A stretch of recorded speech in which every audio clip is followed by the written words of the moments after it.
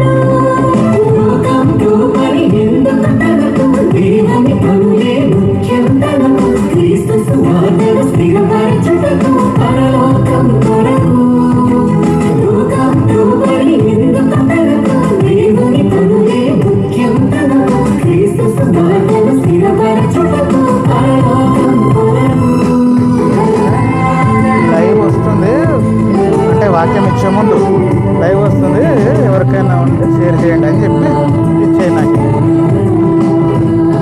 ప్రతి శిశువుకు తల్లి గర్భం ప్రారంభపు పాఠశాల అని తెలిపాడు దేవుడు ఎప్పుడో.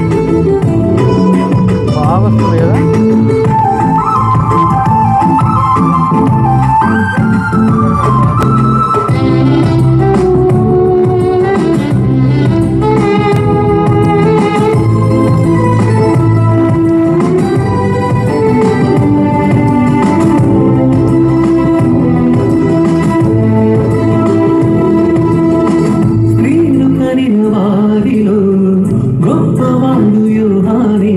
ముందుగానే మార్గం సిద్ధపరిచినాడు ప్రభుకి. లేఖనాలలో నీవే చేయుటకు వచ్చిన వాడే. రాబోవు ఎలియా అనిపించుకొనెను ఇతడే. లోక పాపములను మోసే గొర్రె పిల్ల ఇతడే అని ప్రభువు గూర్చి సాక్ష్యమిచ్చి శిష్యులను ప్రభుతో పంపి తండ్రుల హృదయము పిల్లల వైపుకు, పిల్లల హృదయము తండ్రుల వైపుకు, మనుషుల హృదయము దేవుని వైపుకు త్రిప్పెను చివరకు. 9 అవుతుందండి కదా. తండ్రుల హృదయము పిల్లల వైపుకు, పిల్లల హృదయము తండ్రుల వైపుకు, మనుషుల హృదయము దేవుని వైపుకు త్రిప్పెను చివరకు.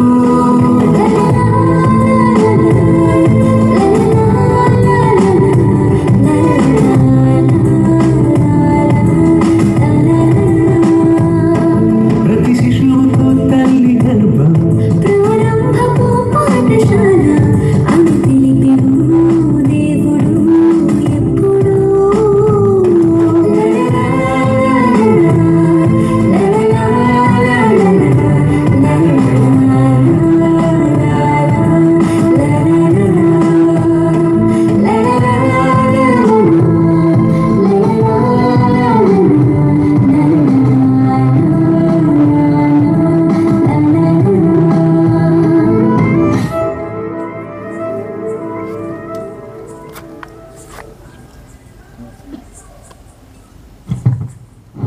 మంచిదండి, చక్కని పాట చూపించిన టెక్నీషియన్ వారికి కృతజ్ఞతలు తెలియజేస్తున్నాను.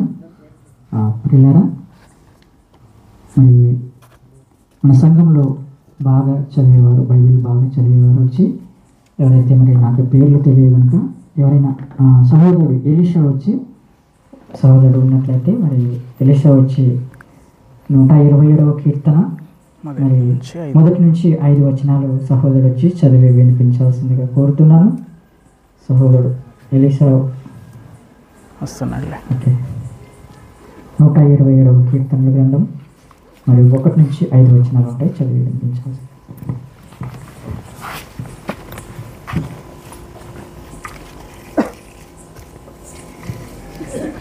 ఓకే అండి, వాక్యపఠం చదువుకున్నాం. కీర్తన గ్రంథం 127వ అధ్యాయం 1 నుంచి 5 వరకు. యెహోవా ఇల్లు కట్టించిన యెడల దాన్ని కట్టువారు ప్రయాసము వ్యర్థమే.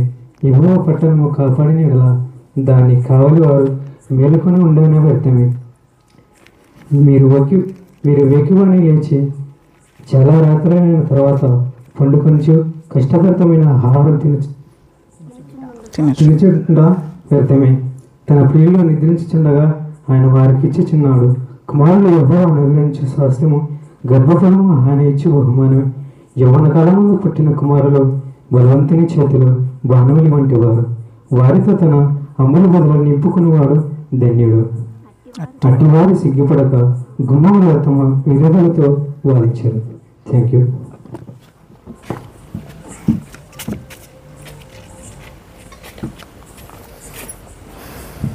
చక్కగా వాక్యపట్నం చేసి సహకరించిన సహోదరికి మనందరి తరపున కృతజ్ఞతలు తెలియజేస్తున్నాను. మరి మీరు వాల్ పోస్ట్లో చూస్తున్నారు కదా పిల్లగా, ఏంది ఆ పాఠం పేరు వచ్చేసి ఒకసారి మీరు చెప్పగలరా? లోకం, దేవుని కష్టాన్ని గుర్తించలేని లోకమట. మరి ఆ విషయాలను మరి సహోదరులు దైవజనులు మన మధ్య వాక్యాన్ని అందించడానికి సిద్ధంగా ఉన్నారు. అందుకంటే ముఖ్యంగా ఆ వాక్యం నిమిత్తమై మన మధ్యలో ఉన్నటువంటి దైవజనులు గోవింద్ బాబాయ్ గారిని ప్రార్థన చేయాల్సిందిగా కోరుతున్నాను. ఓకేనండి, ప్రార్థన చేసుకుందాం. పరిశుద్ధుడు పరిశుద్ధుడు అని వేలాది దూతలతో పొగడబడుతున్న మా గొప్ప దేవ, పరలోకమున్న మా తండ్రి, మీ యొక్క ఘనమైన ఉన్నతమైన మాటలు తండ్రి మేము ఇప్పుడు వినబోతుండగా మీకు కృతజ్ఞతాస్తుతులు తెలియజేస్తున్నాం తండ్రి. ఇదిగో తండ్రి, ఈ యొక్క గ్రామాన్ని ప్రేమించి తండ్రి నీ కుమారుడు మరి లాజరు మరి కుమారుని బర్త్డే సందర్భంగా ఈ యొక్క కార్యక్రమాన్ని నిర్వహిస్తున్నాడు దేవా. తండ్రి, ఆ కుమారునికి మంచి జ్ఞానాన్ని దయచేయండి తండ్రి. ఎదుగుతుండగా తండ్రి నీ కుమారునికి మంచి జ్ఞానాన్ని ఆలోచన దయచేయమని ప్రార్థిస్తున్నాం తండ్రి. ఇప్పుడు తండ్రి నీ కుమారుడు మరి వాక్యాన్ని అందిస్తుండగా సమయోచితమైన జ్ఞానాన్ని ఇవ్వండి తండ్రి. చెప్పుచున్న ప్రతి మాట మేమందరము నీ మాటగా మేము స్వీకరించి వాటి ప్రకారం జీవించే భాగ్యం దయచేయమని మా ప్రభు మీ ప్రియ కుమారుడైన యేసుక్రీస్తు వారి అతి శ్రేష్టమైన ఉన్నతమైన నామంలో ప్రార్థించి అడిగి వేడుకొంటున్నాం తండ్రి. ఆమేన్. మంచిదండి. వాక్యం కోసం ప్రార్థన చేసిన దైవజనులకు కృతజ్ఞతలు తెలియజేస్తూ మరొకసారి ఇదేంటండి ఈరోజు బర్త్డే, మరి బర్త్డే రోజు దేవుని కష్టం గుర్తించని లోకం ఏంటని మీరు అందరూ కూడా ఆలోచిస్తూ ఉంటారని నేను అనుకుంటున్నాను. అయితే వాక్యంలోకి మనం వెళ్ళి జాగ్రత్తగా ఎవరు గుర్తించలేదో దేవుని కష్టం ఏంటో అన్న విషయాలను మరి కొద్ది నిమిషాలు వాక్యాన్ని అందజేయవలసిందిగా మన మధ్యలో ఉన్నటువంటి బ్రదర్ ఫిలిప్ గారికి అవకాశం కల్పిస్తాం. స్టాండ్ లేదా? ఉంది. మనం మాట్లాడే లైవ్ చెప్పు. లైవ్ వస్తుంది చెప్పండి. మంచిదండి. ఇక ఈ యొక్క కార్యక్రమము లైవ్ మీకు ఇవ్వబడుతుంది. మీరు దయచేసి ఈ యొక్క ఛానల్ని మీరు సబ్స్క్రైబ్ చేసి ఇంకా ఎవరైనా మన ఈ వాక్యాన్ని వినడానికి అందుబాటులో లేనటువంటి వారికి మీరు షేర్ చేసి మరి సహకరించాల్సిందిగా మీకు ప్రేమతో మనం చేస్తూ ఈ అవకాశాన్ని ఫిలిప్ గారికి అప్పగిస్తూ ఉన్నాను. లింక్ వచ్చేసి ఒకసారి BOUI టూర్ గాస్పెల్ టీమ్ అనే టీవీ అనే ఈ ఛానల్ను మీరు సబ్స్క్రైబ్ చేసుకోవాల్సిందిగా మీకు ప్రేమతో మనం చేస్తూ ఈ అవకాశాన్ని దైవజనులకు కల్పిస్తాం.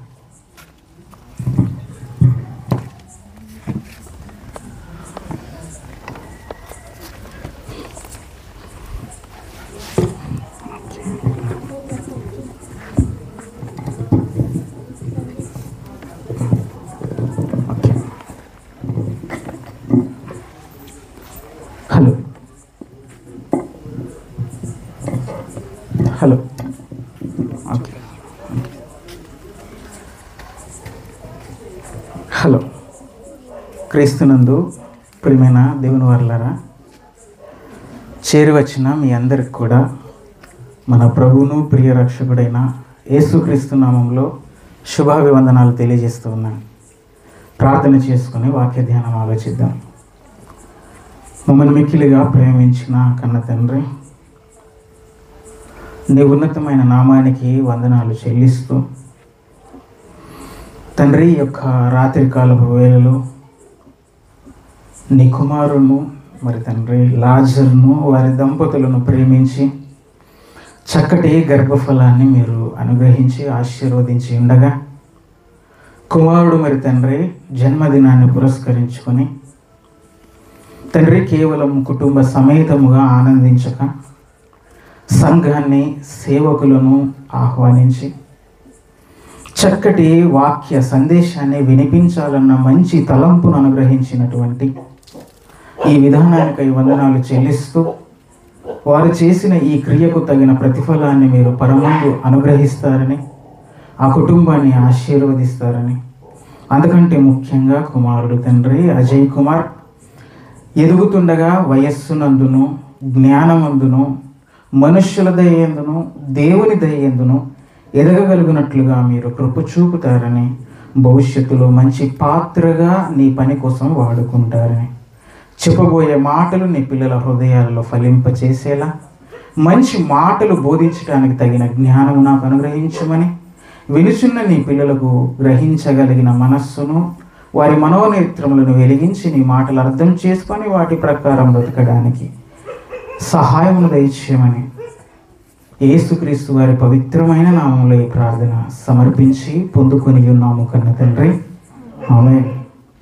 ఓకే ప్రియులారా, వేదికపై ఉన్నటువంటి దైవజనులు, స్థానిక సంఘ కాపరి అయ్యగారికి, మోజేశయ్య గారికి, అలాగే నాతోటి సహోదరులు దైవజనులకు వందనాలు తెలియజేస్తూ, దేవుని కష్టం గుర్తించని లోకం.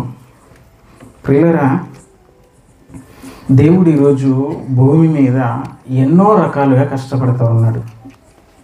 ఎన్నో కోణాలలో దేవుడు కష్టపడుతూనే ఉన్నాడు. ఎన్నో కోణాలలో కష్టపడడం అంటే జాగ్రత్తగా మీరు ఖచ్చితంగా ఒక గంట సేపు చెప్పాల్సి వస్తుందేమో, అంతలో ముగించడానికి ప్రయత్నిస్తాను. కానీ మీరు వాక్యం తెలిసిన వారు గనుక సమయం కొంచెం ఎక్కువైనా మీరేమనుకోరని ముందుగానే నేను భావిస్తూ ఉన్నాను. ఒకవేళ సమయం ఎక్కువైనా దయవుంచి అర్థం చేసుకుంటారని ఆశిస్తూ, ప్రియులరా, ఈరోజు దేవుడు ఎన్నో రకాలుగా మనిషి కోసం కష్టపడుతూ ఉన్నాడు. ఎన్నో రకాలుగా అంటే ఉదాహరణకి మన భాషలో అనగా మన గురించి చెప్పాలంటే ఒక తండ్రి ఏం చేస్తాడు అని అంటే తన పిల్లల కోసం కష్టపడతాడు. ఎన్ని రకాలుగా కష్టపడతాడు ఏమండి?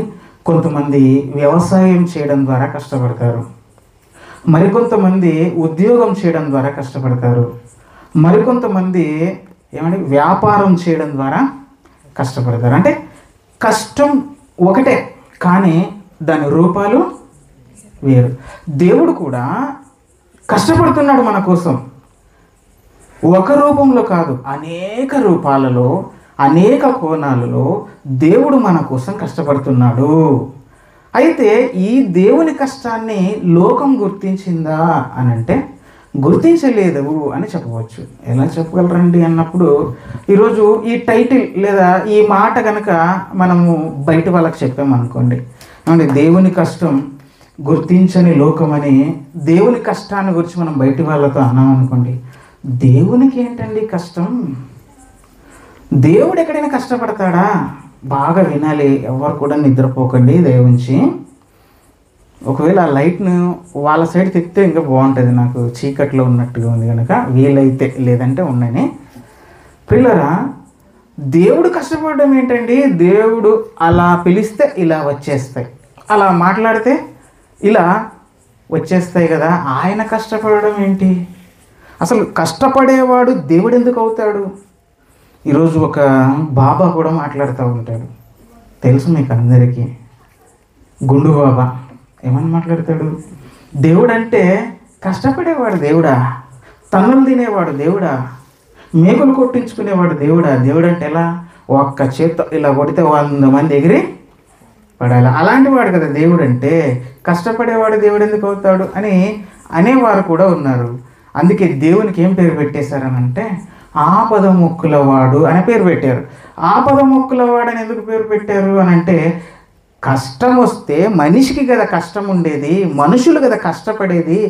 దేవుడేం కష్టపడతాడు? ఆయనకు ఆకలి లేదు, దప్పిక లేదు, వస్త్రాలు అవసరం లేదు, ఇల్లు అవసరం లేదు.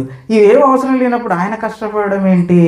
కాబట్టి కష్టపడేవాడు దేవుడు కాదు, కష్టాలు తీర్చేవాడే దేవుడు అని ఇలాంటి కోణంలో మనిషి ఉండిపోయాడంటే ఇక దేవుని కష్టం ఏం అర్థం అవుతుంది చెప్పండి?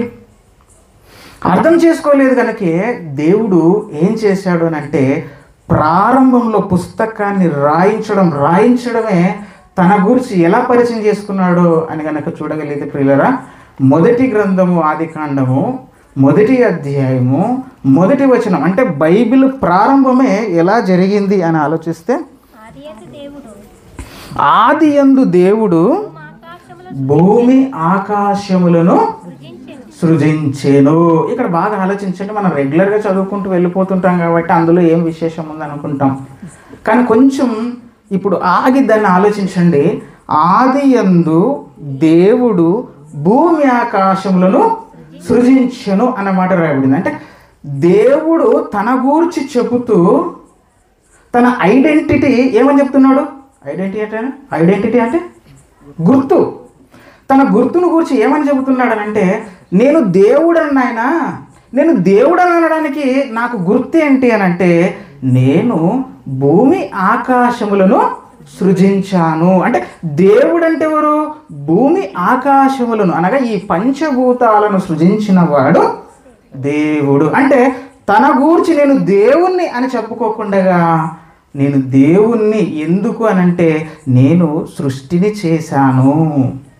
చేయడం అంటే, భూమి ఆకాశంలో సృజించడం అంటే పని చేయడం. అంటే తన గురించి చెప్పడానికి ముందు దేవుడు దేని గురించి చెప్తున్నాడు?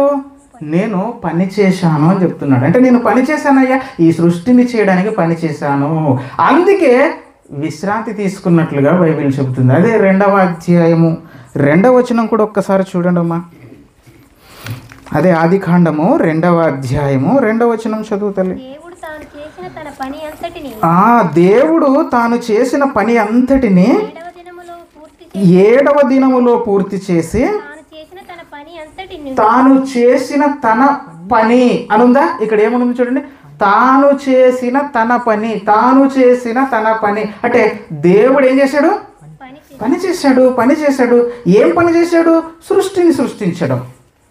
అంటే పనిని ఇంకో రూపంలో కష్టము అని అంటాం. అంటే దేవుడు కష్టపడ్డాడు, సృష్టిని చేసి కష్టపడ్డాడు. కనుక చదువమ్మా, తాను చేసిన తన పని అంతటి నుండి 7వ దినమున అంటే దేవుడు విశ్రమించాడు. అంటే ఆయన ఏం చేశాడు? విశ్రమించడం అంటే రెస్ట్ తీసుకోవడం.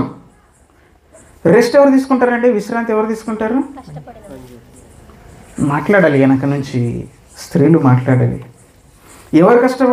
ఎవరు విశ్రాంతి తీసుకుంటారు? కొంచెం నా బోధన ఎట్టుంటుందంటే, మిమ్మల్ని అలా కూర్చోబెట్టి నేను ఇలా చెప్పే టైప్ కాదు. నాకేంటంటే స్కూల్లో చెప్పి అలవాటు పడిందేమో కానీ మీరు మాట్లాడితేనే నాకు చెప్పడానికి వస్తుంది, లేకపోతే చెప్పడం అన్నది కొంచెం నేను కూడా కన్ఫ్యూజ్ అయిపోతాను. కాబట్టి అప్పుడప్పుడు మాట్లాడితే నాకు కూడా కాసింత ఏమంటారు ఎనర్జీ వస్తుంది. ఓకే, ఎవరు రెస్ట్ తీసుకుంటారు, ఎవరు విశ్రాంతి తీసుకుంటారు అని అంటే కష్టపడినవాడు, ఏ పని పాట చేయకుండా తిని ఏమంటే ఇంట్లో బాగా పడుకునేవాడు, దున్నపోతులా తినడం పడుకోవడం, ఇలాంటి వాడికి విశ్రాంతి అవసరమా చెప్పండి?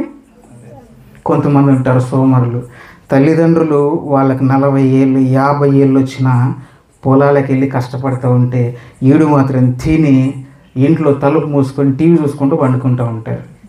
వీనికి ఎందుకు విశ్రాంతి చెప్పండి?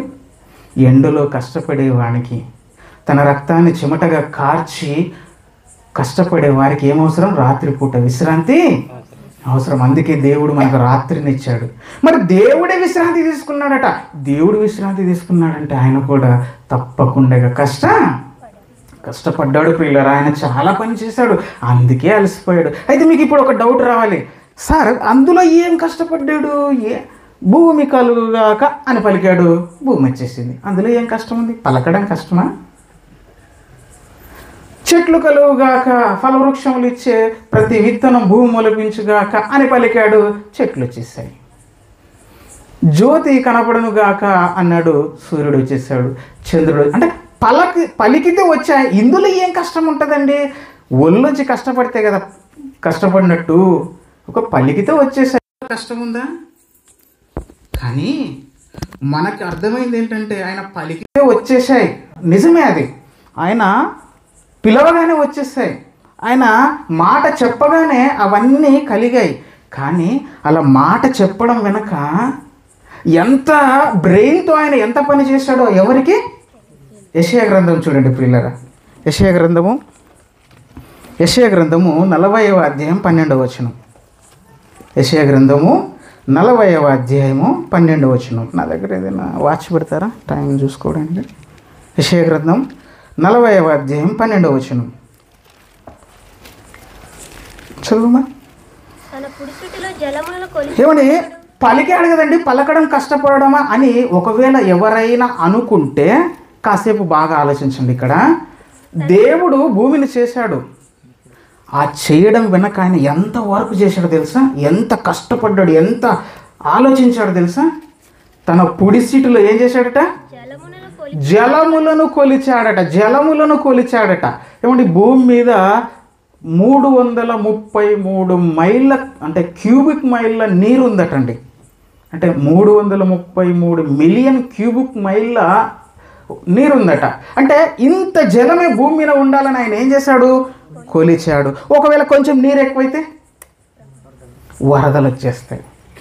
కాసింత నీరు ఎక్కువైపోయింది అనుకోండి ఆయన చేసేటప్పుడు, ఇప్పుడు ఏమైపోద్ది? మొత్తం భూమి అంతా నీళ్లతో నిండిపోతుంది, వరద వచ్చేస్తుంది. పిల్లలు అనగా తన పిల్లలు నివసించడానికి అది ఉపయోగం. అంటే ఇంత వర్షమే అంటే ఇన్ని నీళ్ళే ఉండాలి. ఆ తర్వాతమా జేనతో ఆకాశముల కొలత ఏం చేశాడట? జేనతో ఆకాశాలను కొలత చూచిన వాడెవడు? కొలత. ఏమంటే ఇల్లు కట్టాలంటే మనం కూడా ఏం చేస్తాం? ప్రతిదాన్ని కొలతేస్తాం. కొలత లేకుండా కట్టామనుకోండి, ఒకవైపు సొట్టగా, ఒకవైపు మరలా ఎత్తు తగ్గులు వస్తాయి. ఆ ఇల్లు చూడడానికి బాగుంటుందా? దాన్ని మీరేమో అంటారు కదండి నా భాషలో, ఆయం పడదు అంటారు. అంటే ప్రతిది కూడా ఏమంటే మీటర్ పెట్టి కొలిసి కొలిసి ఇల్లు కడతాం. దేవుడు కూడా ఒక పిలిచాడని మనం అనుకుంటున్నాం, కానీ ఆ పిలవడం వెనక ఆయన వర్క్ చేశాడు. ఒక ఇంజనీర్ వర్క్ చేశాడు, ఒక ఇంజనీర్లా పనిచేశాడు ఆయన. అంటే ఆకాశాలను జానతో కొలిచాడట. ఇంతే ఉండాలి. ఆయన జానకు మీరు చెప్పుకుంటే ప్రమాదం నా పిల్లలకు. ఆ తర్వాతమ్మా భూమిలోని మన్ను కొలపాత్రలో ఉంచిన వాడు కొలపాత్ర అంటే ఏంటి? ఇప్పుడు మనం అంగడికి వెళ్ళామనుకోండి, ఒక తక్కెడలేసి కొలుస్తారు. అంటే ఒక 1/2 కేజీ టమాటాలు కావాలంటే ఏం చేస్తారు? 1/2 కేజీ టమాటాలు అందులో కొలత వేసి కొలుస్తారు. అలా కొలత వేయలేదనుకోండి, 1/2 కేజీ అంటే ఎన్నని ఇస్తారు? అంటే కొలత. దేవుడు కూడా మట్టిని కూడా కొలిచాడట. అందుకే చూడండి, భూమి మీద ఒక రకమైన మన్ను, లోపలికి వెళ్ళే కొద్దీ ఒక మన్ను, ఆ తర్వాత ఇంకా లోపలికి వెళ్ళే కొద్దీ ఒక మట్టి. అంటే పైనున్న మట్టి కంటే కిందున్న మట్టి కొంచెం తక్కువ, కిందున్న మట్టి కంటే మరికొంత కింద ఉన్నటువంటి మట్టి తక్కువ. అంటే దీన్ని కూడా కొలత వేశాడు, అంటే మట్టిని కూడా కొలిచాడట. ఆ తర్వాత త్రాసులోని పర్వతములను తూచిన వాడెవడు? త్రాసు అంటే అదే మనం అంటాం కదా తక్కెడని. ఆ త్రాసులో ఏం చేశాడట? పర్వతాలు కనిపిస్తుంటాయి. మీ సైడ్ పర్వతాలు లేవు, కానీ మా ఊరు సైడ్ ఉన్నాయా? ఊరు సైడ్ అక్కడ వెళ్ళామనుకోండి, సముద్రాల దగ్గర కానీ కొన్ని ఊర్లకు వెళ్ళామనుకోండి, పెద్ద పెద్ద పెద్ద పెద్ద గుట్టలు కనిపిస్తూ ఉంటాయి, పర్వతాలు. వైజాగ్ లాంటి ప్రాంతానికి వెళ్ళిపోతే కనుక పెద్ద పెద్ద పర్వతాలు కనిపిస్తూ ఉంటాయి. అసలు ఎప్పుడైనా ఆలోచించారా పర్వతాలు చూసినప్పుడు? అసలు ఈ పర్వతాలు ఎందుకు పెట్టాడు దేవుడు? ఎందుకు ఇంత పెద్ద గుట్టలు పెట్టాడు? ఏ రోజైనా ఆలోచించారా? ఆలోచించలేదు. ఆ పర్వతాలు ఎందుకు ఉన్నాయి తెలుసా? ఆ పర్వతాలు ఎందుకున్నాయంటే భూమిని బ్యాలెన్స్ చేయడానికి కట్టండి. ఒకవేళ ఆ పర్వతాలు కనుక తవ్వేశారనుకోండి, బాంబులు పెట్టి పేల్చేశారనుకోండి పర్వతాలని, ఏమైపోద్దంటే భూకంపాలు వస్తాయి. అంటే భూమిలా తన చుట్టూ తాను తిరుగుతూ ఉంది కదా, అలా తిరిగేటప్పుడు ఏదో ఒక సైడ్ వంగి వాలి తిరగకుండా, అంటే భూమి ఇలా బ్యాలెన్స్ కోల్పోకుండా ఉండడానికి ఆయన ఏం చేశాడట? పర్వతాలను వాటి మీద, అంటే చూడండి, భూమి మీద దేవుడు చేసిన ప్రతి వస్తువు కూడా కొలిచి మరి గీత గీసి మరి పెట్టాడు. తర్వాత తూనిక చేత కొండలను తూచిన వాడెవడు? తూనిక చేత కొండలను తూచినవాడు ఎవడు? అంటే ప్రతిదాన్ని కూడా ఆయన కొలిచి కొలిచి చేశాడు. అంటే ఇప్పుడు ఇవన్నీ కొలవాలంటే ఆయన భౌతికంగా చేతులు కాళ్ళుంచి బాడీ వంచి కష్టపడకపోయినా దేనితో కష్టపడ్డాడు? బ్రెయిన్తో కష్టపడ్డాడు, మైండ్తో కష్టపడ్డాడు. ఏమండి, ఒక నదికి అడ్డంగా వంతెన కట్టడానికే, డ్యామ్ కట్టడానికే ఎంతమంది ఇంజనీర్లు పనిచేస్తారు, ఎంతమంది కార్మికులు పనిచేస్తారు, ఎన్ని ఏళ్ల పాటు పనిచేస్తారు. కానీ దేవుడు ఒక్కడే ఇంత పెద్ద విశ్వాన్ని తయారు చేసినప్పుడు ఏమన్నా ఆయన అలసిపోడా? ఆయన కష్టపడలేదా? చాలా చాలా కష్టపడ్డాడు. అందుకే దేవుడు ఏమన్నాడంటే, నాయనా నా కష్టాన్ని గురించి చెప్పండరా ఈ మనుషులకి.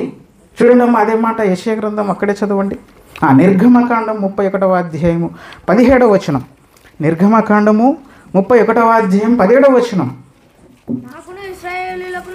నాకును ఇశ్రాయేలీలకును అది ఎల్లప్పుడూ గురుతయుండును. ఏలయనగా 6 దినములు యెహోవా భూమి ఆకాశములను సృజించి 7వ దినమున పనిమాని విశ్రమించెనని చెప్పుము అని ఉంటుంది. చూడండి, విశ్రమించనని చెప్పుము. అంటే మోషే గారితో దేవుడు అంటున్న మాట ఏంటంటే, నాయనా నా జనాలకు, నా పిల్లలకు, ఇశ్రాయేలులకు నువ్వేం చెప్పాలో తెలుసా?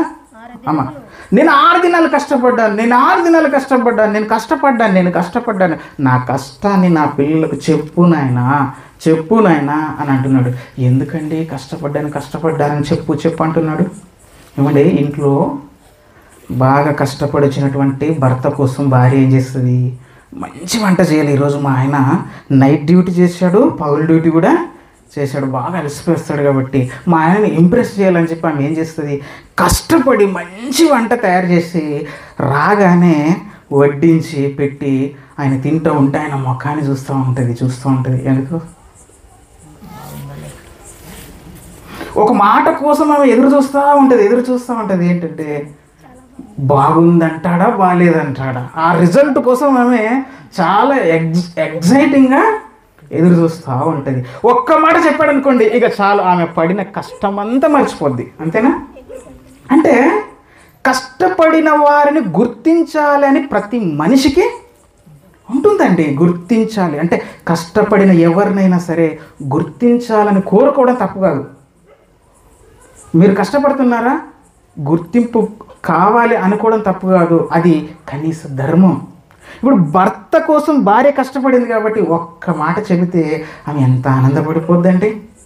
తాను తన భర్త కోసం పడిన ప్రయాసంతా మర్చిపోద్ది. అలాగే తండ్రులు కష్టపడుతుంటారు, కష్టపడి పిల్లలతో అంటుంటారు ఏమనంటే, వారి మాట సరిగా వినలేదనుకోండి, ఒరేయ్ నేను నిన్ను 9 మాసాలు మోసి పెంచానురా, కన్నానురా, నిన్ను 9 మాసాలు నా కడుపులో నా ప్రాణాలు అడ్డుపెట్టి నీకు జన్మనిచ్చాను అని చెబుతూ ఉంటుంది.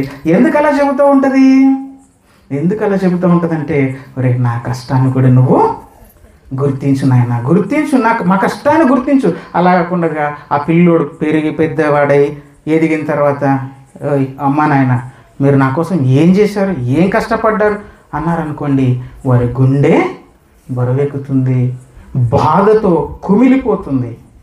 ఎందుకంటే ఎవరైనా సరే తమ పిల్లల కోసం కష్టపడినా, భర్త కోసం కష్టపడినా, భార్య కోసం కష్టపడినా ఒక్క మాట గుర్తించండి అని అంటాం. ఎందుకంటే కష్టపడే వారిని మనం ఏం చేస్తాం, ప్రేమిస్తాం. అంతేనా లేదా ప్రియులరా? ఇంట్లో 2 అన్నదమ్ములు ఉన్నారండి. ఉదాహరణకి లాజరు ఉన్నాడు, యోబు ఉన్నాడు. వీళ్ళిద్దరిలో లాజరు జులాయిగా తిరుగుతూ ఏ పని పాటు చేయకుండా, యోబు మాత్రమే పని చేసి కష్టపడి కుటుంబాన్ని అంతటిని పోషిస్తున్నాడు అనుకోండి. ఇప్పుడు అత్తగారు ఎవరిని ప్రేమిస్తారు? వాళ్ళ అమ్మగారు లాజర్ని తిడుతుంది, రే దున్నపోతులాగా తింటావు పడుకుంటావు వాడిని చూడు అని చెప్పి, ఇప్పుడు ఈయనకు పెట్టే ఆహారం కంటే కూడా ఆమె ఏం చేస్తుంది, కొంత ఎక్కువనే చిన్న కొడుకు అంటే కష్టపడే కొడుకు ఏం చేస్తుంది, వడ్డిస్తుంది, పెడుతుంది, ప్రేమిస్తుంది. అంటే కష్టపడే వాళ్ళను మనం ఏం చేస్తాం, ప్రేమిస్తాం. అందుకే ప్రతి ఒక్కరు కూడా నేను కష్టపడ్డానరా గుర్తించండి అని ఎందుకంటారంటే, నన్ను ప్రేమించాలని, మీరు నన్ను ప్రేమించాలని. మరి దేవుడు కూడా నేను కష్టపడ్డాను నాయన, జనాలకు చెప్పు, నా పిల్లలకు చెప్పు అని ఎందుకన్నాడు మోషే గారితో అంటే, ఈ ప్రజలు నన్ను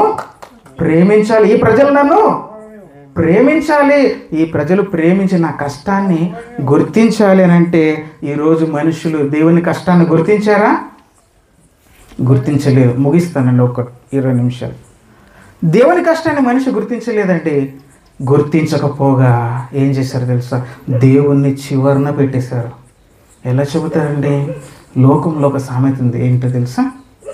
లోకంలో ఒక ఆర్డర్ ఇచ్చేశారు, తల్లి, తండ్రి, గురువు, దైవం. తల్లి, తండ్రి, గురువు, దైవం, ఈ 4కి ఆర్డర్లో పెట్టేశారు. అంటే ఈ 4 వ్యక్తులను ఒక ఆర్డర్లో పొందుపరిచారు. ఇందులో మొట్టమొదటి ఎవరిని పెట్టారు? తల్లిని పెట్టేశారు. 2వ స్థానంలో, 3వ స్థానంలో, 4వ స్థానంలో. అంటే ఈ ర్యాంక్ ఎందుకు ఇచ్చారు మనుషులు? ఈ ర్యాంకులు వీళ్ళకి ఎందుకు ఇచ్చారనంటే, వాళ్ళ కష్టాన్ని బట్టి ఆ ర్యాంక్ ఇచ్చారట, ఆ నెంబరింగ్ ఇచ్చారట. తల్లికి మొట్టమొదటి నెంబర్ ఎందుకు ఇచ్చారంటే, ఆమె మొట్టమొదటి ర్యాంక్ ఎందుకంటే, అమ్మ మనిషికి ఏమి ఇస్తుంది, జన్మను ఇస్తుంది. అమ్మ ఏం చేస్తుందంటే, తన ప్రాణాలు పణంగా పెట్టి బిడ్డను కంటుంది. కాబట్టి తల్లి పడే కష్టం చాలా చాలా చాలా చాలా ఎక్కువ. తల్లికి మించిన కష్టపడేవారు ఎవ్వరు భూమి మీద లేరు. ఎందుకంటే ఆమె పడే డెలివరీ అప్పుడు ఆమె పడే నొప్పులట ప్రియులరా ఎంత ఉంటాయి తెలుసా? 206 ఎముకలు మనకు ఉండేది. ఈ 206 ఎముకలను ఒక్కసారి అలా విరిచేసామనుకోండి, ఎంత నొప్పి ఉంటుంది? ఒక్క కాలుకున్న వేలిరిగిపోతేనే ఎలా బాధపడిపోతాం మనకు తెలుసు. అలాంటిది బిడ్డకు జన్మనిచ్చేటప్పుడు ఆ తల్లి పడే కష్టమట 206 ఎముకలను ఒకేసారి విరిచేస్తే ఎంత నొప్పి కలుగుతుందో అంత నొప్పిని తట్టుకొని మరి బిడ్డకు జన్మనిస్తుంది. కాబట్టి ఇంత కష్టం భూమిని ఎవరు పడలేరండి అని చెప్పి మొట్టమొదటి ర్యాంక్ ఎవరికి ఇచ్చారు? తల్లికి ఇచ్చేస్తారు. ఆ తర్వాత రెండో ర్యాంక్ తండ్రి. ఎందుకంటే భూమి మీదకి వచ్చిన తర్వాత తన రెక్కలు ముక్కలు చేసుకొని కష్టపడేది ఎవరంటే తండ్రి. నిజాయితీగా పిల్లల కోసం కష్టపడేవాడు తండ్రి. నిజమే, ఇది అబద్ధమని కాదు, కానీ నిజమే, వాస్తవమే, కష్టపడతారు. కాబట్టి తండ్రికి సెకండ్ ర్యాంక్. ఆ తర్వాత మనిషికి విద్యా బుద్ధులు నేర్పి ఒక ప్రయోజకుడిని చేసేది ఎవరు? గురువు, ఉపాధ్యాయుడు. కనుక అతనికి 3వ ప్లేస్ ఇచ్చారు. మరి 4వ ప్లేస్లో దేవుని ఎందుకు పెట్టారు? ఈ ముగ్గురిని గౌరవంతో పెడితే 4వది మాత్రం ప్రజలందరూ నమ్ముతున్నారు కాబట్టి ఆ దేవుని కూడా ఇక్కడ 4వ స్థానంలో పెట్టేస్తే అయిపోద్ది కదా. అదేదో దేవుని ప్రేమించి దేవుని కష్టాన్ని గుర్తించి పెట్టారని కాదు. ఏమంటే ఎవరైనా ఏదైనా ఒక గేమ్ ఉందనుకోండి, ఏదైనా ఒక క్రీడ ఉందనుకోండి, రన్నింగ్ రేస్ ఉంది. ఈ రన్నింగ్ రేసులో మరి ఒలింపిక్లో చాలామంది క్రీడల్లో పాల్గొంటారు. అందులో ప్రైజ్ మనీలు అంటే వాళ్ళకి ఇచ్చే బహుమతులు ఎంతవరకు ఉంటాయి తెలుసా? 1, 2, 3 మూడే ఇస్తారు. ఒకటి గోల్డ్ మెడల్ అయితే, రెండోది సిల్వర్ మెడల్, మూడోది బ్రాంజ్ మెడల్ అంటే కాంస్య పథకం. బంగారు పథకం, వెండి పథకం, కాంస్య పథకం. 4వది ఉండదు. మరి 4వది అంటే విలువలేని స్థానంలో దేవుణ్ణి మనిషి ఎందుకు పెట్టాడు? అదేదో దేవుని కష్టాన్ని గుర్తించినారని మాత్రం మీరు భావించకండి. ఎందుకంటే మనుషులందరూ కూడా ఏం చేస్తారంటే దేవుడు ఉన్నాడు అని నమ్ముతున్నారు కాబట్టి, పెట్టకపోతే బాగోదు కాబట్టి అని చెప్పి 4వ ప్లేస్లో పెట్టేశారు. కానీ అది గౌరవంతో పెట్టిన గుర్తింపు కాదు. కానీ నిజానికి ఎక్కడ ఉండాలి? ఫస్ట్ ప్లేస్ ఎవరిది ఉండాలి? దేవునిది ఉండాలండి. నిజానికైతే దేవునిది ఉండాలి. మరి ఎందుకు దేవునికి మొట్టమొదటి ప్లేస్ ఇవ్వలేదని అంటే, ఈరోజు ఇప్పుడు అజయ్ కుమార్ పుట్టాడు. ఈ అజయ్ కుమార్ పుట్టడానికి కారణము లోకమంతా ఏమనుకుంటుంది అని అంటే, వారి తల్లి తండ్రి, వారి తల్లిదండ్రులు, వారి తల్లిదండ్రులే అతనికి జన్మనిచ్చారు. కానీ ఇందులో దేవుని ప్రమేయం ఏం లేదు. దేవుడు ఏం చేశాడు? కష్టపడిందంతా తల్లిదండ్రులే అని చెప్పి, ఏమండి, నా జన్మకు కారణం, భూమి మీద మనిషి జన్మకు కారణం తల్లే అని చెప్పి తల్లి మీద ఎన్ని పాటలండి వినింటారు మీరు, చాలా పాటలు. ఏమని? 100 దేవుళ్ళు కలిసి వచ్చిన అమ్మ నీలాగా చూడలేరు. అబ్బా, 100 దేవుళ్ళు కలిసి వచ్చిన అమ్మ నీలాగా అంటే 100 దేవుళ్ళైనా వేస్ట్. ఎవరి ముందర? తల్లి ముందర 100 దేవుళ్ళైనా వేస్ట్. అంటే చూడండి, దేవుని కంటే కూడా తల్లినే గొప్ప చేశారు. మరొక ఆయన అంటాడు, అమ్మను మించి దైవం ఉన్నదా, అమ్మను మించిన దైవం ఉన్నదా అని ఇంకొక ఆయన పాట రాశాడు. ఈ విధంగా అమ్మ మీద పాటలు, సినిమాలు, పాటలు అంటే ఎక్కడ చూసినా తల్లిదండ్రుల గురించి చెప్పే మోటివేషనల్ స్పీకర్స్ ఉన్నారు, తల్లిదండ్రుల గురించి చెప్పే సినిమా రచయితలు ఉన్నారు, సినిమా డైరెక్టర్లు ఉన్నారు, సమాజంలో ఉపన్యాసాలు చేసేవాళ్ళు కూడా చాలామంది తల్లిదండ్రుల గురించి చెప్పేవారే ఉన్నారు. కానీ దేవుని గురించి చెప్పేవారు మాత్రం ఎవరు? ఎందుకంటే నా జన్మకు కారణం నా తల్లి, నన్ను కన్నది, 9 మాసాలు మోసి నన్ను పెంచింది, 9 మాసాలు తన ప్రాణాలను పణంగా పెట్టి నన్ను కన్నది అని చెప్పి. కానీ ఒక్కసారి ఆలోచించండి ప్రియులారా, ఈరోజు మనం భూమి మీద రావడానికి కేవలం తల్లిదండ్రులు మాత్రమే కారణమా? దేవుడు కూడా కారణమా? 100% దేవుడు కూడా కారణమే. కానీ ఆ కోణంలో అనగా ప్రకృతి చేసిన కోణంలో దేవుని కష్టాన్ని గుర్తించలేదు. మరో రూపంలో మనిషిని తల్లి గర్భంలో దేవుడు నిరూపిస్తుంటే ఆ కష్టాన్ని కూడా మనిషి గుర్తించలేదు. ఏమంటే ఒక వీడియో ఇస్తాను, జాగ్రత్తగా చూడండి. దీని తర్వాత నేను మాట్లాడతాను, తర్వాత విషయం మాట్లాడతాను. ఒకసారి దీన్ని జాగ్రత్తగా గమనించండి ప్రియులరా. 9 నెలల ఒంటరి ప్రయాణం మనందరి జీవితం కూడా ఇలాగే మొదలైంది. తల్లి గర్భంలో మన ప్రయాణం ఎలా సాగిందో, కంటికి కూడా కనిపించని 2 కణాలు కలిసి ఒక శిశువుగా మారే అతి క్లిష్టమైన అద్భుతమైన ప్రక్రియ గురించి మనం పుట్టకముందు మన జీవితం ఎలా ఉండేదో ఈ వీడియోలో వివరంగా తెలుసుకుందాం. ఈ ప్రయాణం మనం ఒక్కరమే ఒంటరిగా ప్రారంభించలేదు. ముందుగా పురుషుడి నుండి సుమారుగా 30 కోట్ల శుక్రకణాలు ఒక్కసారిగా స్త్రీ వజైనాలోకి ప్రవేశిస్తాయి. మనిషి శరీరంలోనే అతి చిన్న కణం ఈ స్పెరం. ఈ స్పెరం తలలో తండ్రికి సంబంధించిన జెనెటిక్ ఇన్ఫర్మేషన్ అంతా కూడా DNA రూపంలో స్టోర్ అయి ఉంటుంది. మధ్య భాగంలో ఈ స్పెరం జీవించి ఉండడానికి, ప్రయాణించడానికి కావాల్సిన శక్తినిచ్చే మైటోకాండ్రియా ఉంటుంది. ఇక తోక భాగం ఈ స్పెరం ఈదుతూ ముందుకు కదలడానికి ఉపయోగపడుతుంది. అలాగే స్త్రీలో ప్రతి నెల ఒక ఎగ్ రిలీజ్ అవుతుంది. మనిషి శరీరంలోని అతిపెద్ద కణం ఈ అండం. దీనిలో స్త్రీకి సంబంధించిన జెనెటిక్ ఇన్ఫర్మేషన్ ఉంటుంది. ఇలా స్త్రీలో రిలీజ్ అయిన ఎగ్ని చేరుకోవడానికి పురుషుడి నుండి విడుదలైన 30 కోట్ల శుక్ర కణాలు ప్రయాణం సాగిస్తాయి. అలా అండం నుండి వచ్చిన స్మెల్ని పసిగడుతూ మనిషి శరీరంలోని అతి చిన్న కణం అతిపెద్ద కణాన్ని చేరుకోవడానికి జరిగే ఈ ప్రయాణం అంత సులువుగా ఏమీ ఉండదు. వజైనాలోని వాతావరణం స్పెరంకి అంత అనుకూలంగా ఉండదు. స్పెరమ్స్ ఎంటర్ అయిన 30 నిమిషాల్లో అక్కడి వాతావరణాన్ని తట్టుకోలేని బలహీనంగా ఉండే 99% శుక్ర కణాలు చనిపోతాయి. ఎందుకంటే కొన్ని స్పెరమ్స్ అనేవి బలంగా, ఆరోగ్యంగా ఉండవు. అయితే ఇక్కడ ఒక ముఖ్యమైన విషయం చెప్పాలి. పురుషుడు ఆరోగ్యంగా ఉన్నప్పుడు తయారైన స్పెరం పుట్టబోయే బిడ్డను ఆరోగ్యంగా ఉంచుతుంది. అదే ఒకవేళ పురుషుడు టెన్షన్లు, స్ట్రెస్తో ఉన్న సమయంలో కానీ లేదా అనారోగ్యంగా ఉన్న సమయంలో కానీ తయారైన స్పెరం పుట్టబోయే బిడ్డ ఆరోగ్యం మీద ప్రభావాన్ని చూపిస్తుంది. కాబట్టి ఆ కొద్ది రోజులైనా మంచి ఆహారం తీసుకోవడం, వ్యాయామం చేయడం, మందు, సిగరెట్ తాగకపోవడం, ప్రశాంతంగా ఉండడం వలన బలంగా, శక్తివంతంగా ఉండే స్పెరం తయారవుతుంది. చాలా వరకు స్పెరం చనిపోగా మిగిలినవి గర్భాశయంలోకి ప్రయాణం సాగిస్తూ ఉంటాయి. వీటిలో కూడా అక్కడ ఉండే పరిస్థితులను తట్టుకోలేక వజైనా నుండి ఈ గర్భాశయంలోకి సుమారుగా 1,00,000 శుక్ర కణాలు మాత్రమే వెళ్తాయి. అంటే ఇక్కడ జర్నీ ఎంత కష్టంగా ఉంటుందో అర్థం చేసుకోవచ్చు. సుమారుగా ఈ జర్నీ 6 అంగుళాల పొడవు ఉంటుంది.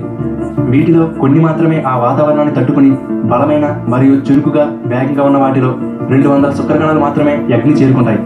అలా చివరిగా ఒక స్పెరం ఎగ్లోకి ఎంటర్ అవుతుంది. ఆ తరువాత మరొక స్పెరం ఎంటర్ అవడానికి ఉండదు. అలా సుమారుగా 30 కోట్ల శుక్ర కణాలలో ఒకే ఒక్కటి విజయం సాధించింది. అలా విజయం సాధించిన ఒక స్పెరం వల్లనే మనం పుట్టాం. అది కాకుండా ఆ 30 కోట్ల స్పెరమ్స్లో మరి ఏదైనా గెలిచి ఉంటే వేరే ఎవరో పుట్టి ఉండేవారు. అసలు మన జీవితంలో మనం సాధించిన మొట్టమొదటి విజయం ఇదే. పిల్లరా, ఇది ఎందుకు చూపించానంటే, ఈరోజు మనిషి జన్మకు కారణం తల్లి అంటున్నారు కదా. అయితే మనిషి జన్మకు కారణం తల్లి అయితే ఆ తల్లి పడిన కష్టం ఏదైనా ఉందా, దేవుడు పడుతున్న కష్టం ఏదైనా ఉందా అని చెప్పడానికి. ఏమండి, తల్లి తండ్రి ఏమంటే వివాహం చేసుకున్నారు, వాళ్ళు నిద్రిస్తూ ఉన్నారు, సంతోషంగా కాపురం చేస్తూ ఉన్నారు. ఆ తర్వాత జరిగేటటువంటి సంఘటన ఏంటో ఏ తల్లి అయినా ఏ తండ్రి అయినా ఆలోచించారా అని అంటే, ఏ తల్లి అయినా ఏ తండ్రి అయినా వారి గర్భంలో జరుగుతున్నది వారికి తెలుసా అంటే తెలియదనే చెప్పాలి. అలా మానవ జన్మ అన్నది ఎలా ప్రారంభమవుతుందని అంటే, మనిషి యొక్క కణాలలో అతి చిన్న కణం శుక్రకణం అంటారు. అదే మనిషి కణాలలో అతిపెద్ద కణం ఉంటుంది, దానిని అండం అంటారు. ఇది స్త్రీలో ఉంటుంది, ఈ శుక్రకణం అన్నది పురుషునిలో ఉంటుంది. ఎప్పుడైతే మరి వీరు కాపురం చేశారో అప్పుడు ఏమవుతుందట, ఎన్ని కోట్ల శుక్రకణాలు అంటే ఎన్ని కోట్ల మంది తల్లి గర్భంలోకి ప్రవేశిస్తారట, వినలేదు కదా, 30 కోట్ల కణాలు. ఎన్ని కోట్లు అండి? 30 కోట్ల కణాలు. అంటే దగ్గర దగ్గర అమెరికా దేశంలో ఉన్నంత జనాభా. అమెరికా జనాభా దగ్గర దగ్గర 30 కోట్లు అంటారు. అంటే అమెరికా దేశంలో ఉన్నటువంటి అంతమంది ఒక్కసారి తల్లి గర్భంలోకి ప్రవేశిస్తే ఇక వారి ప్రయాణం ప్రారంభమవుతుందండి. ఎంత ప్రయాణం అంటే 6 అంగుళాలు. 6 అంగుళాలు అంటే ఒక చిన్న స్కేల్ ఉంటుంది కదా, పిల్లలకి చదువుకున్న పిల్లలు ఒక 6 అంగుళ పరిమాణం, అంత దూరంలో ఆ ఎగ్ ఉంటుంది, అండం ఉంటుంది. ఇప్పుడు దాన్ని చేరుకోవాలి. ఇక రన్నింగ్ రేస్ స్టార్ట్ అవుతుందండి. అలా రన్నింగ్ రేస్ స్టార్ట్ అయిన తర్వాత 30 కోట్ల మంది వాళ్ళు ఆ రన్నింగ్ రేస్లో పాల్గొన్న తర్వాత అందులో చాలా వరకు చచ్చిపోతాయి. అంటే మనతో పాటు వచ్చినటువంటి 30 కోట్ల మందిలో చాలామంది ఏమైపోతారు, చచ్చిపోతారు. అంటే తల్లి గర్భంలోకి వెళ్ళగానే ఆ కొత్త వాతావరణం, ఆ తల్లి గర్భంలో ఉండే ఆ ఫ్లూయిడ్స్, ఆ యాసిడ్, ఆ తెల్ల రక్త కణాలు అవి ఏం చేస్తాయంటే దాడి చేసి చంపేస్తాయి. ఎప్పుడైతే ఈ బలహీనంగా ఉండేటివన్నీ కూడా చచ్చిపోతాయి. ఆ తర్వాత తల్లి గర్భానికి దగ్గరగా వెళ్ళేటివి ఏంటంటే ఎన్నన్నాడండి 3 లక్షల శుక్ర కణాలు కొంచెం దగ్గరికి వెళ్ళిపోతాయట. అక్కడ కూడా ప్రయాణం చాలా డేంజర్గా ఉంటుంది. అక్కడ కూడా తట్టుకొని మరలా ఎగ్గు దగ్గరికి వెళ్ళిపోయిన తర్వాత అంటే అండం దగ్గరికి వెళ్ళేసరికి ఎన్ని మిగులుతాయంటే 200 మాత్రమే.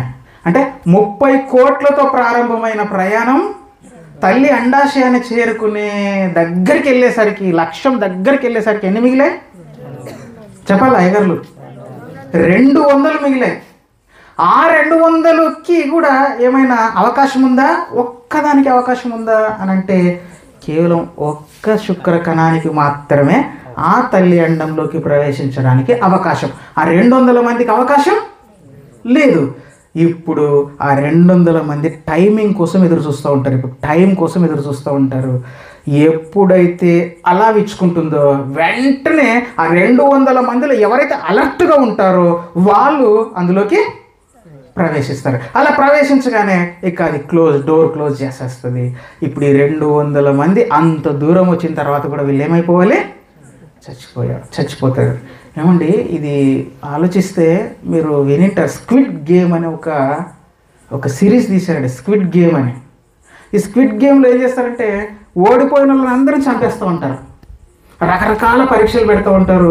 ఓడిపోయిన వాళ్ళందరినీ చంపేస్తూ ఉంటారు. 456 మంది ఆ గేమ్లో ఉంటే అందరిని చంపేసి చివరికి ఒక్కడు ఎవడైతే బతికుంటాడో వానికి మాత్రమే కొన్ని కోట్ల రూపాయల బహుమతి ఇస్తారు. ఒక సిరీస్ అంటే సేమ్ మన యొక్క జీవిత యాత్ర కూడా తల్లి గర్భంలో ఎలా ప్రారంభమైందంటే ఒక సాహసంతో కూడిన ప్రయాణం.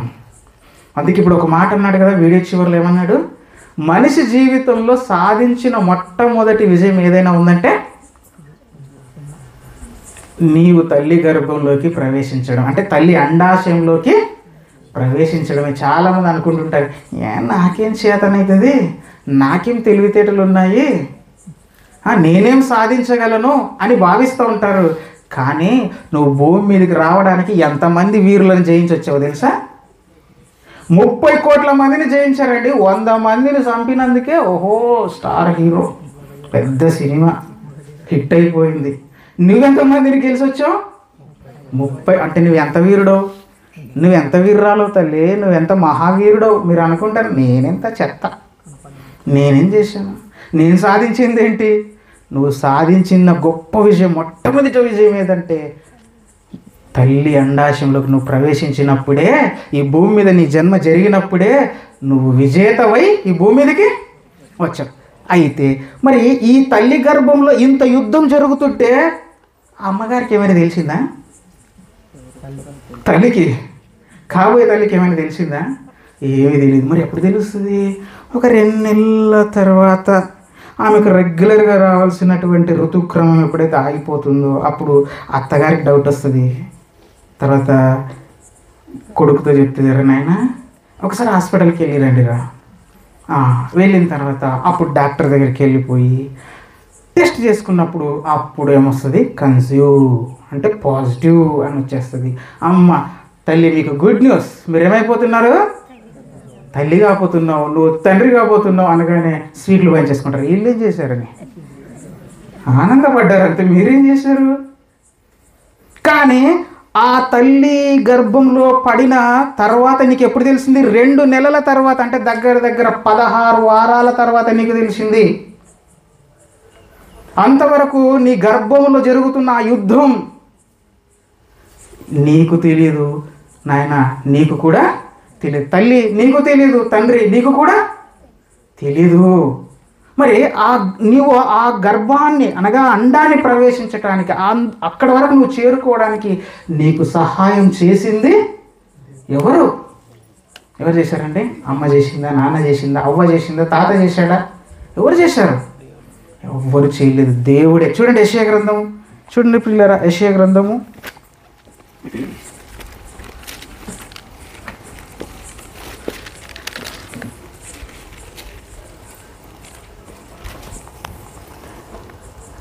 20 మన్నించండి పిల్లరా, యెషయా గ్రంథం 44వ అధ్యాయం 2వ వచనం చూడండి.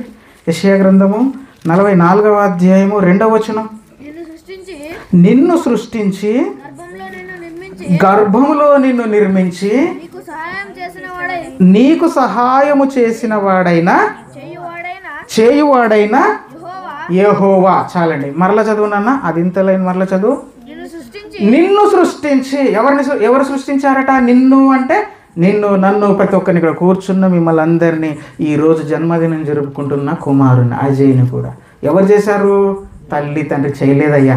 ఏం చేశారు? వాళ్ళు సంతోషంగా గడిపారు అంతే, సంతోషంగా ఉన్నారు అంతే. వాళ్ళు చేసింది ఏముంది? వాళ్ళు పడిన కష్టం ఏముంది అక్కడ? 9 నెలలు కష్టపడింది ఎవరో తెలుసా? నీ దేవుడు అండి. నీ దేవుడు కష్టపడ్డాడు నిన్ను సృష్టించి. మరలా చదువునా, నిన్ను సృష్టించి గర్భంలో నిన్ను నిర్మించి నీకు సహాయము చేయువాడైన యెహోవా. అంటే ఆ శుక్రకణముగా ఉన్న నీవు, కంటికి కనిపించిన ఒక సూక్ష్మ జీవిగా ఉన్న నీవు ఆ యొక్క అండంలో ప్రవేశించడానికి నీకు హెల్ప్ చేసింది, సహాయం చేసింది ఎవరో తెలుసా? నీ దేవుడయ్యా. నీ దేవుడు సహాయం చేశాడు నీకు.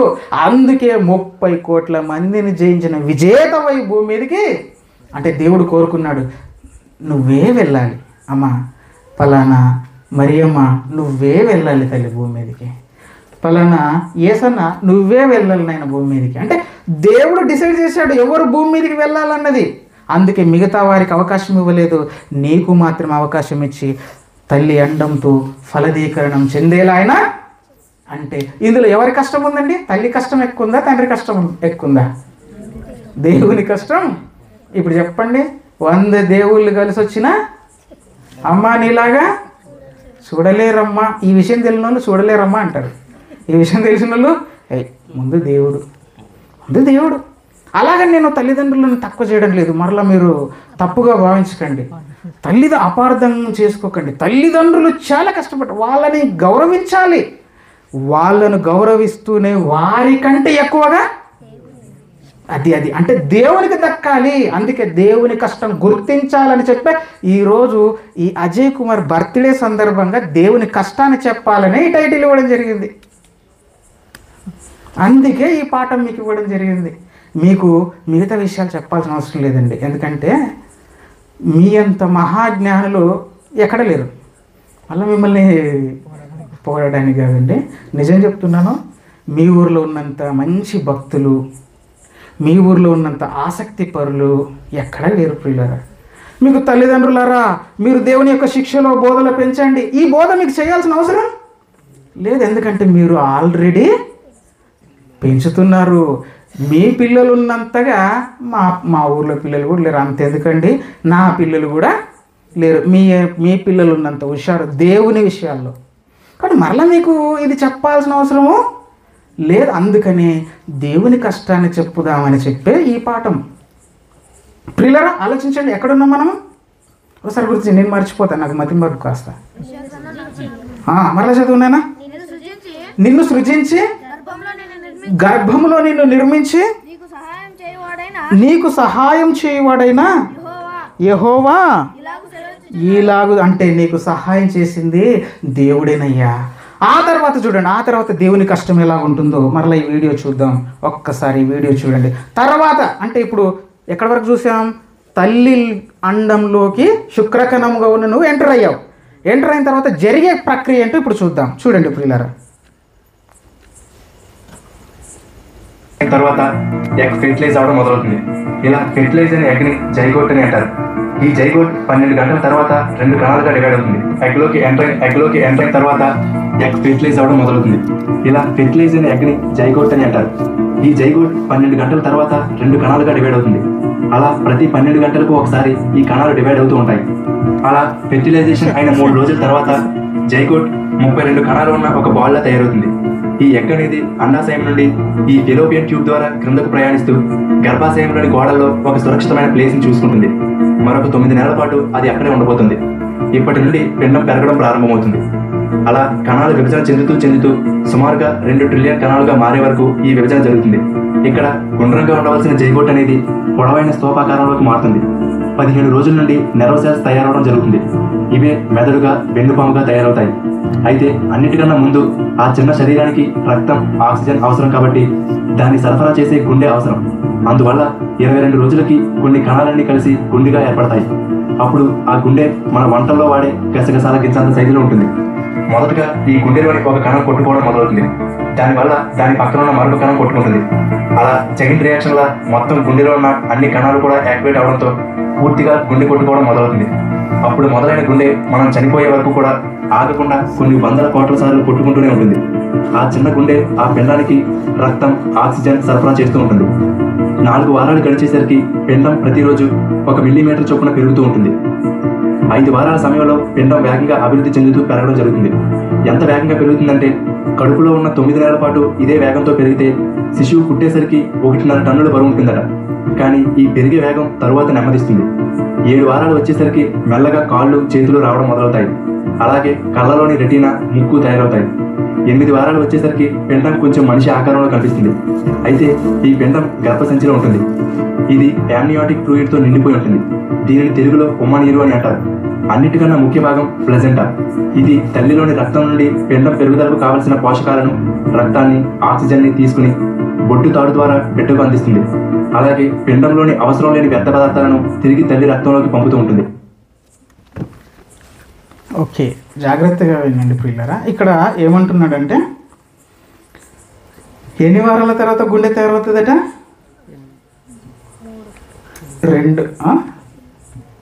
2 వారాల తర్వాత గుండె తయారవుతుందట.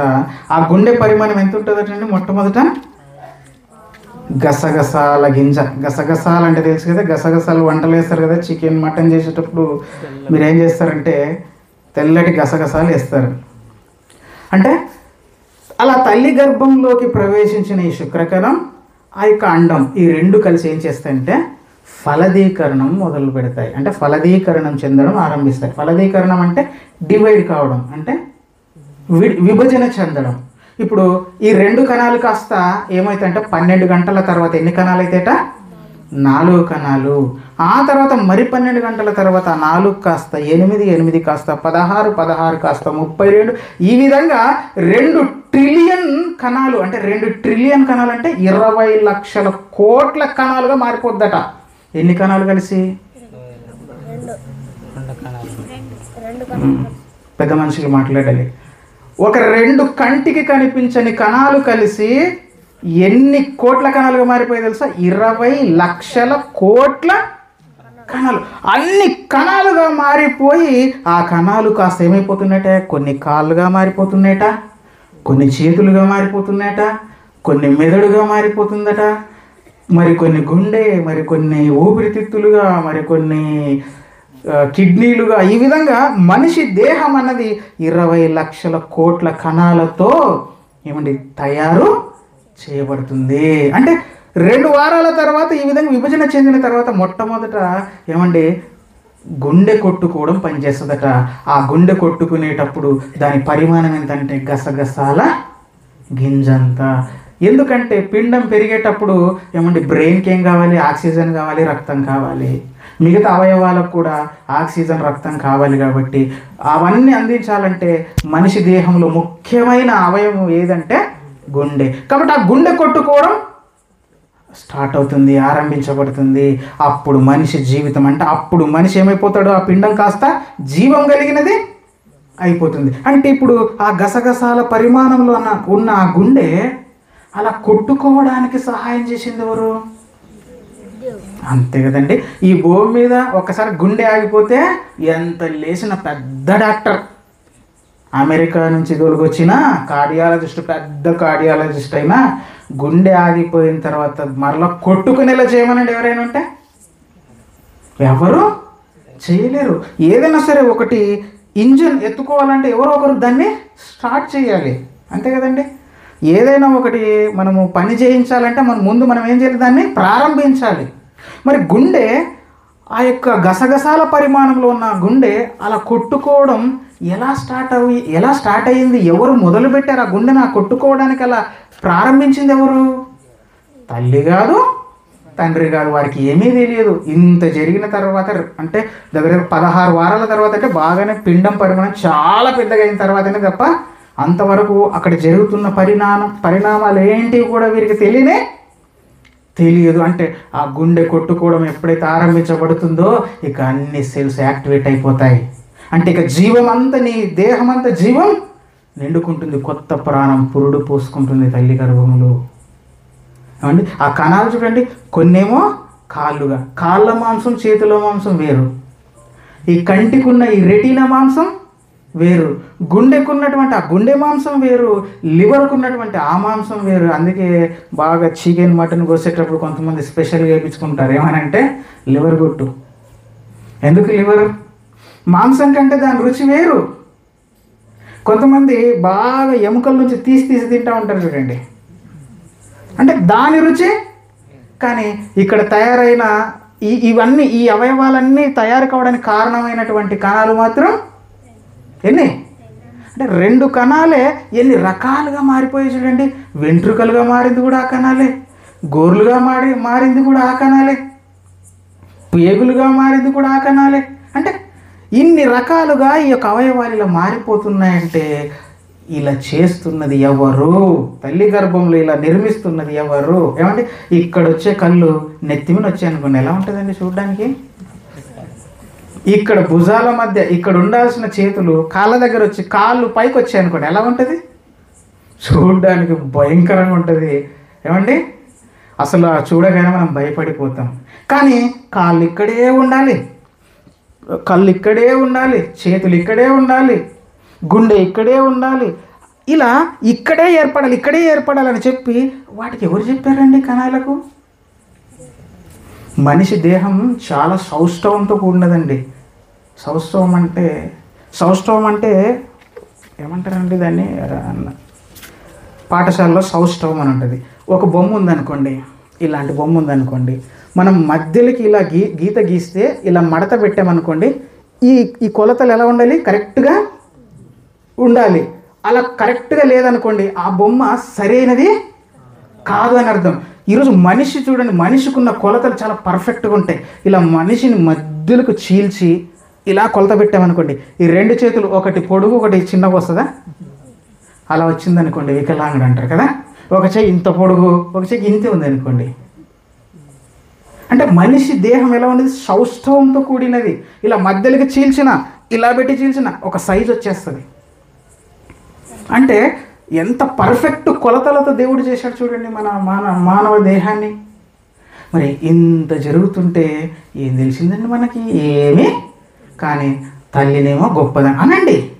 మరి దేవుడు గొప్పవాడు కదా, తండ్రి గొప్పవాడే, మరి నీ దేవుడు గొప్పవాడు కాదా? ఏమంటే తల్లి ఏమైనా తయారు చేసుకుంటుందా? తల్లిగా తయారు చేసింది అనుకోండి, మన సంతోషంగా చెప్తూ ఉంటాడు. తల్లికే గన బిడ్డను నిర్మించే అవకాశం ఉంటే ప్రతి ఒక్కరు కూడా ఎలా తయారు చేసుకుంటారట బిడ్డని?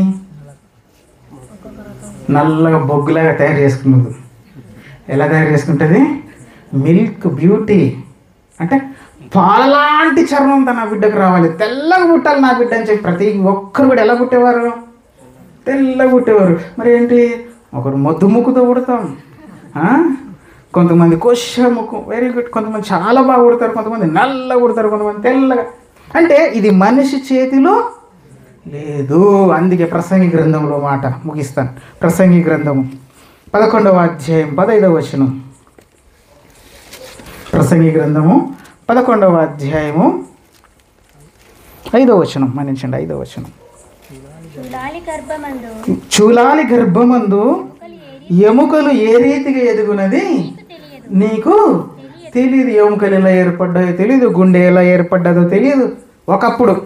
ఇప్పుడు తెలుసులేండి, ఇప్పుడు తెలుసుకుంటున్నారు. స్కానింగ్లు, వైద్యశాస్త్రం అభివృద్ధి చెందే కొద్దీ మంచి మంచి కొత్త కొత్త పరికరాలు కనుక్కోవడం ద్వారా గర్భంలో ఉన్నప్పుడే టీవీలో చూస్తున్నారు. కానీ ఒకప్పుడు చూలాలి గర్భంలో ఎముకలు ఏ రీతిగా ఎదుగుతాయి ఎవరికి? మరి ఈరోజు ఏమంటున్నారంటే ఇందులో దేవుని గొప్పతనం ఏముంది నాయన? దేవుని గొప్పతనం లేదు.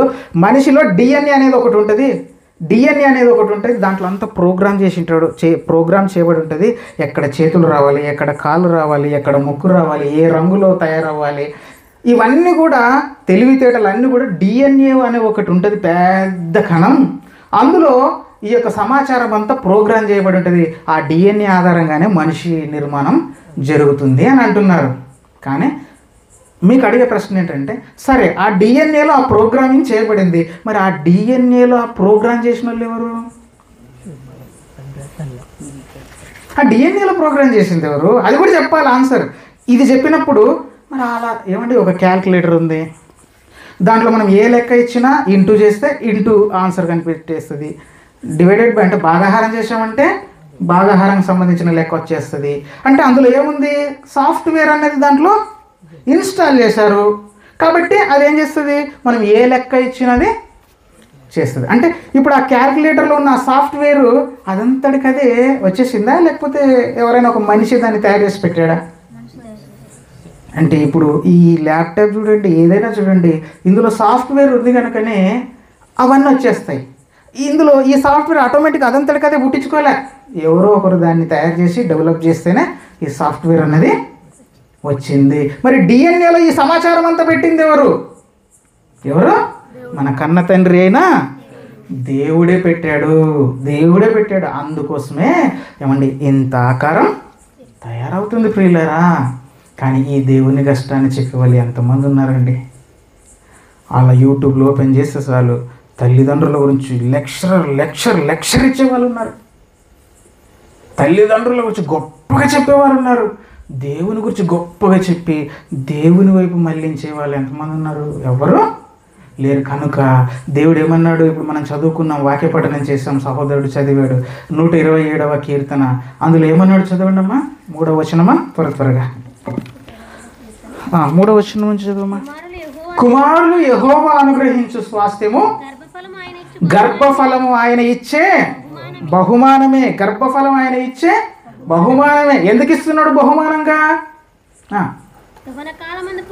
యవన కాలమందు పుట్టిన కుమారులు బలవంతుని చేతిలోన ఉన్నటువంటి బాణముల వంటి వారు, వారితో తమ అంబుల పొది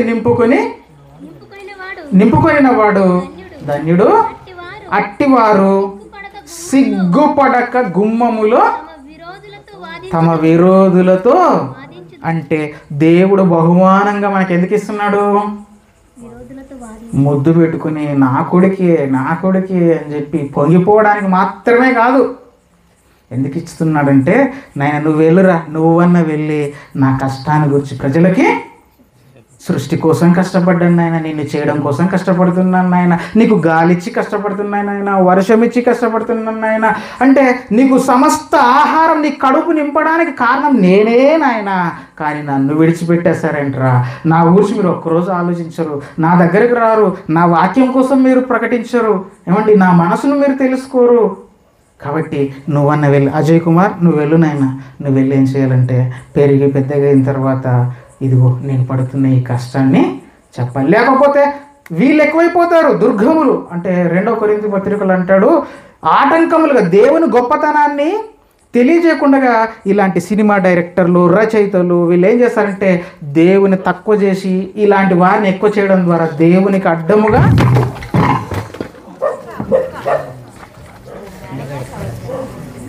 ప్రాబ్లం కలేదు కదా. Right, okay. ఏం కాదు. ఇక్కడ కూర్చోండి, ఎవరైనా ఇక్కడ తమ్ముడు ఇక్కడ కూర్చోండి. మైక్ పోయిందే, ఇచ్చేసాను. ఏం కాలేదు.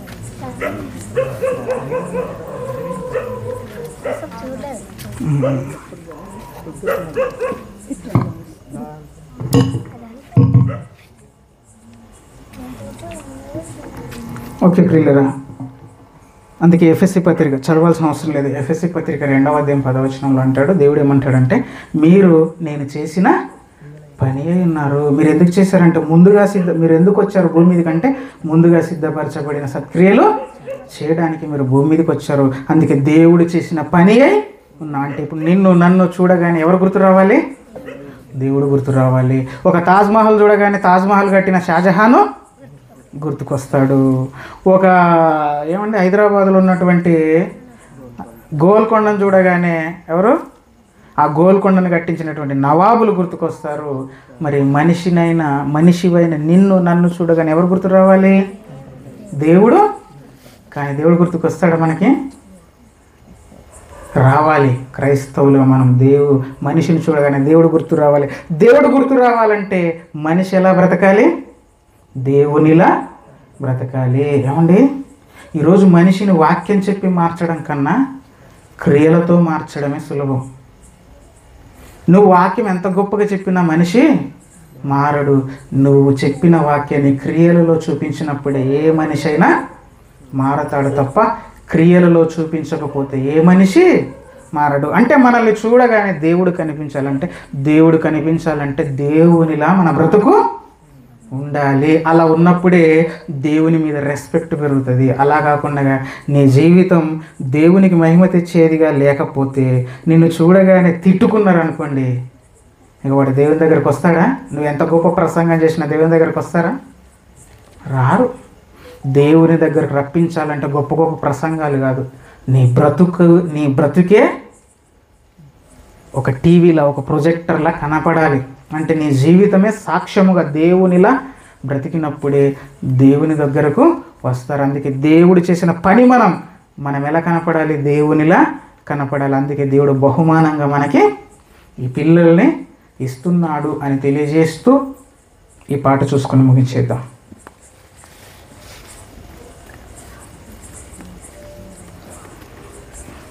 లైట్స్ ఆఫ్ చేయండి.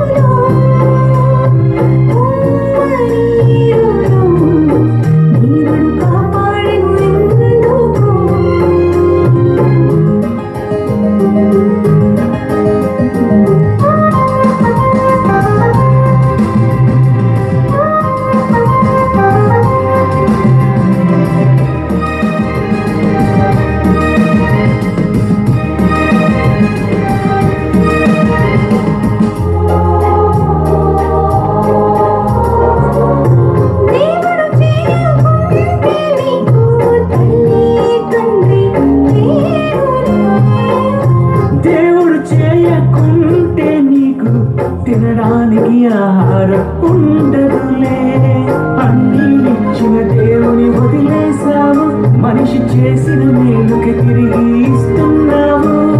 మనుషుల రుణమే నువ్వు తీర్చుటలేదా, దేవుని రుణమే నువ్వు కొండైనా తీర్చవా. అమ్మ కడుపులో ఉమ్మ నీరులో దేవుడు కాపాడిన ఎందుకు.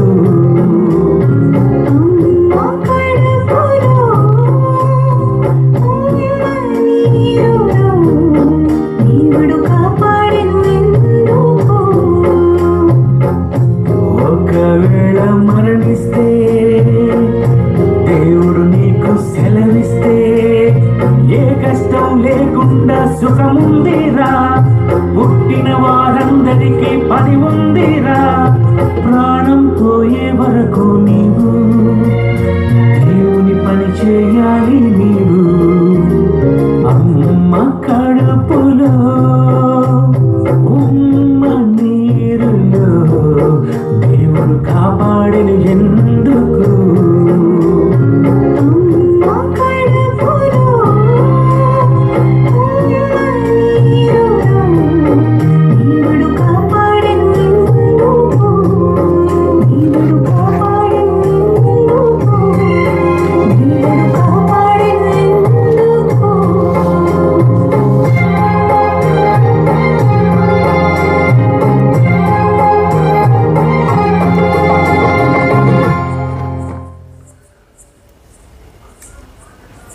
హలో పిల్లరా, ఆలోచించండి. దేవుడు మనల్ని కాపాడింది ఎందుకట? దేవుని గురించి చెప్పాలని, ఆయన కష్టాన్ని గురించి అనేకులకు తెలియజేయాలనే దేవుడు మనలందరినీ భూమి మీదకి పుట్టిస్తూ ఉన్నాడు.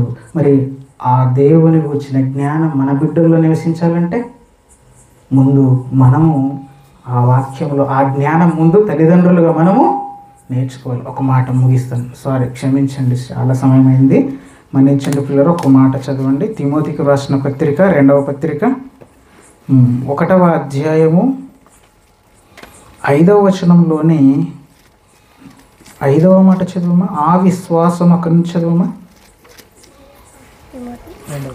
తిమోతికి రాసిన 2వ పత్రిక 1వ అధ్యాయం 5వ వచనంలోనే ఆ విశ్వాసము అనే మాట ఉంటుంది చూడండి, అక్కడ నుంచి చదవండి.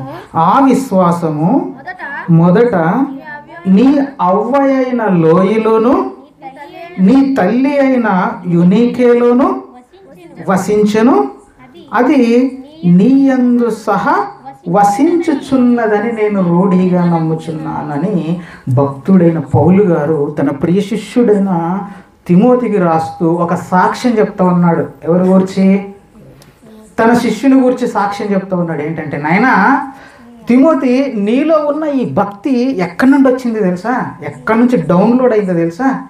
నీ అమ్మమ్మ అంటే నీ అవ్వ, నీ తల్లిగారైన వారి తల్లిలో భక్తి ఉంది కనుక ఆ తల్లి ఏం చేసింది? మీ అమ్మగారిని భక్తిలో పెంచింది. ఆ తల్లి భక్తిగా బతికింది కనుక ఆ తల్లి నిన్ను భక్తిలో పెంచింది.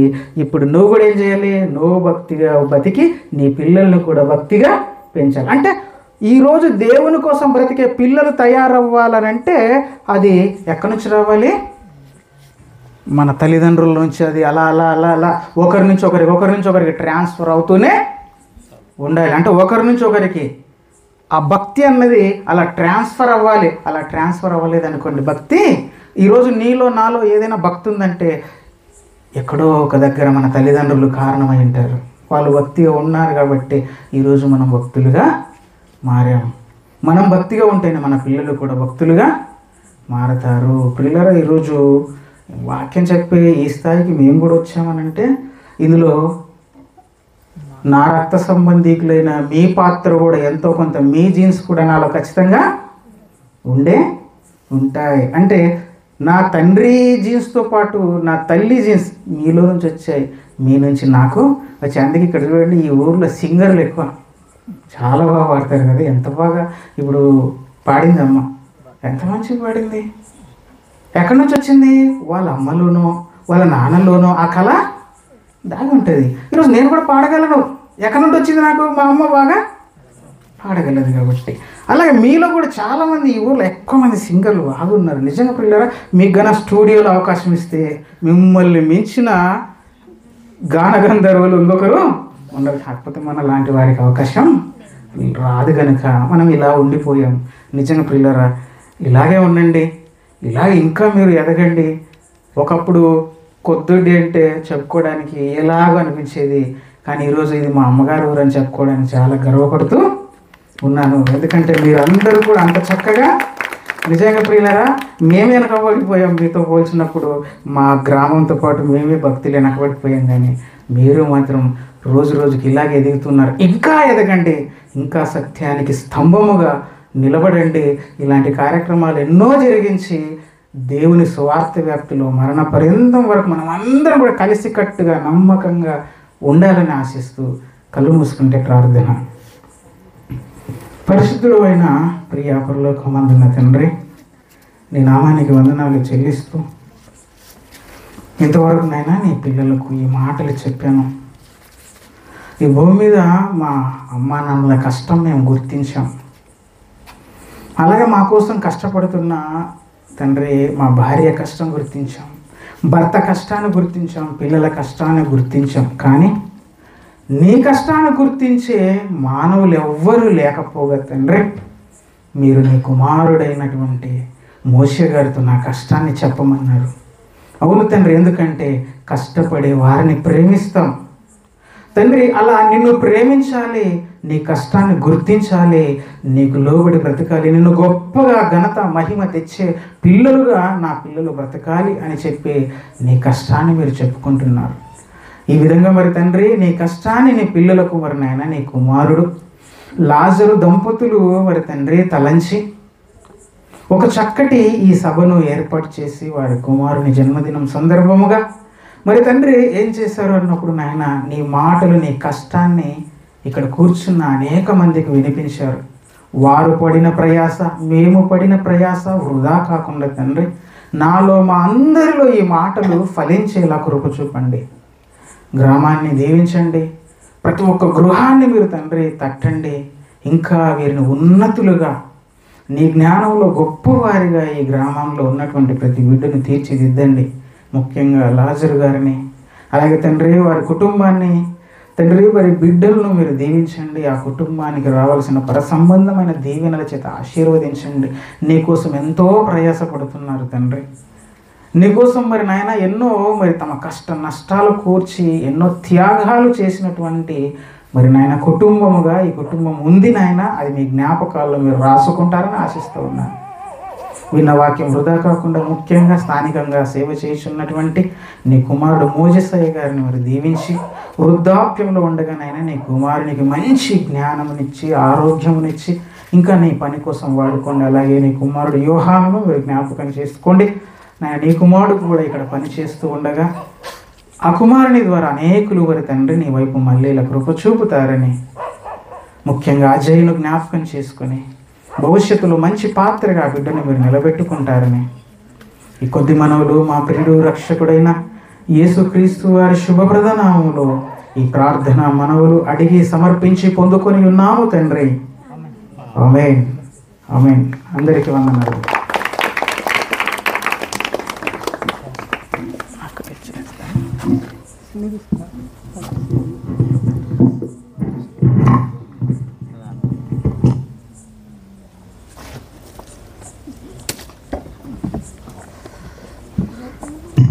మంచిదండి. ఎన్నో అద్భుతమైనటువంటి సంగతులను మనందరికీ వినిపించిన దైవజనులకు మరొకసారి మనందరి తరపున ధన్యవాదాలు తెలియజేస్తున్నాను. నిజంగా ప్రియులారా, దేవుడు పడినటువంటి కష్టాన్ని ఈరోజు మనుషులు గుర్తించలేకపోయినప్పుడు దేవుడు తన కష్టాన్ని, తను పడినటువంటి కష్టాన్ని మరి అనేకులకు నేను ఇలా కష్టపడానని మీరు చెప్పండి అన్న మాటను మరి మోషే గారితో చెప్పారు. అలాగే మనందరితో కూడా ఆ మాటలు చెప్పినారు. కనుక దేవుని కష్టాన్ని గుర్తించలేని లోకం అనే ఈ మంచి అంశంలో భాగంలో నుంచి ఎన్నో అద్భుతమైన సంగతులను మరి సహోదరులు లాజరు వారి కుటుంబము వారి కొడుకు పుట్టినరోజు సందర్భంగా ఏర్పాటు చేసిన ఈ కార్యక్రమంలో మీరందరూ కూడా విన్నారు.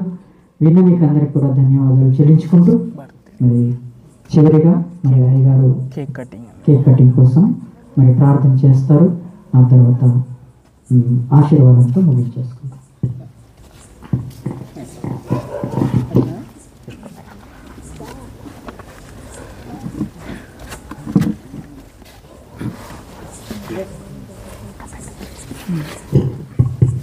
అందరూ తలవంచుకున్న కళ్ళు ప్రార్థన చేస్తున్నామండి.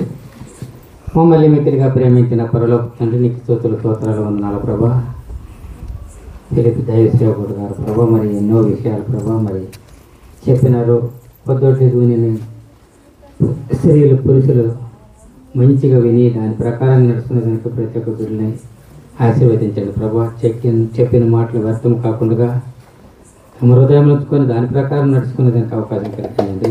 అవును ప్రభా, మరి అజయ్ కొరకు కుమార్ బర్త్డే కొరకు ప్రభా మరి కేకు తెచ్చినారు ప్రభా. ఆ కేకును కట్ చేసి మరి జనాలకు అందరికి పంచి సంతోషం పంచుకునే తర్వాత అనుగ్రహించండి. కేక్ని ఆశీర్వదించండి, బలపరచండి, విశ్వాసం నడిపించండి. కృపగల మా పరలోక తండ్రి, అందరూ కూడా మౌనంగా విన్నారు వాక్యము. నీ వాక్యానుసారం జీవించట్ల భాగ్యం అనుగ్రహించి నీవే మనం బలపరచమని ఏసునామని అడిగి పెడుకుంటున్నాం తండ్రి.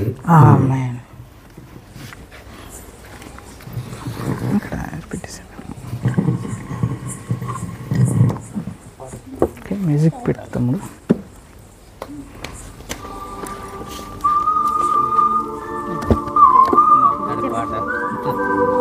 నన్ను పంపిన తండ్రి వారిని ఆకర్షించితేనే కానీ ఎవరు నా యుద్ధ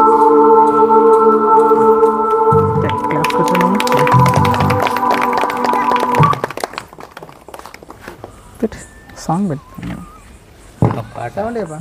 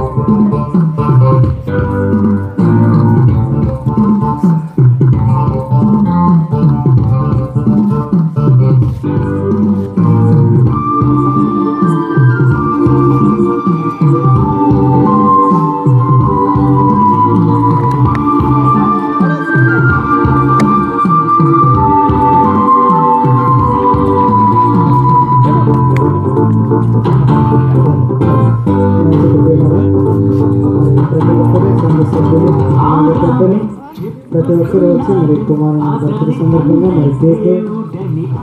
మరి కేక్ పెట్టి అలాగే కుమారుని మరి దేవుడు చెప్పినట్లు మనుషుల దయలు దేవుడి దయలు పిల్లలని మరి మనుషుల దయ కూడా చాలా అవసరం కనుక ప్రతి ఒక్కరు కుమారుని నిండు మనసులో ఆశీర్వదించవలసిందిగా మరి క్రీస్తు తెలియజేస్తున్నాం.